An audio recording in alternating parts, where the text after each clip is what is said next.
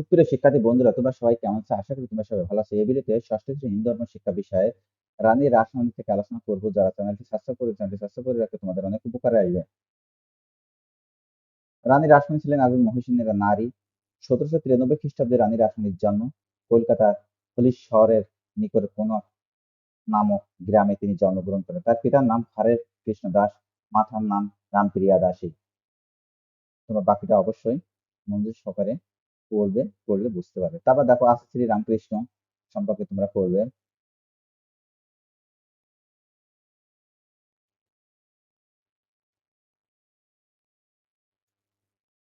শ্রী রামকৃষ্ণের 3টি বাণী, তোমরা এটা পড়বে।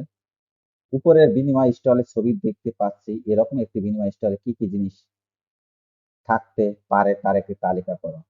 দেখো, উপরে যে স্টল রয়েছে, এখানে স্টল কি কি থাকতে পারে। দেখো, আমি এখন এর উত্তর চলে আসছে।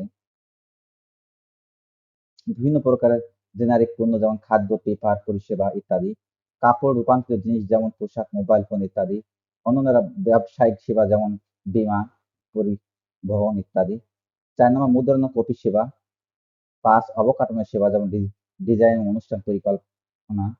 বিপণী জনিত প্রযুক্তি যেমন কম্পিউটার, মোবাইল ফোন ইত্যাদি। শিক্ষাগত এবং প্রশিক্ষণমূলক সেবা যেমন পাঠ্যক্রম, সেমিনার, টিউটরিং ইত্যাদি। আশা করি তোমরা এটি বুঝতে পেরেছ।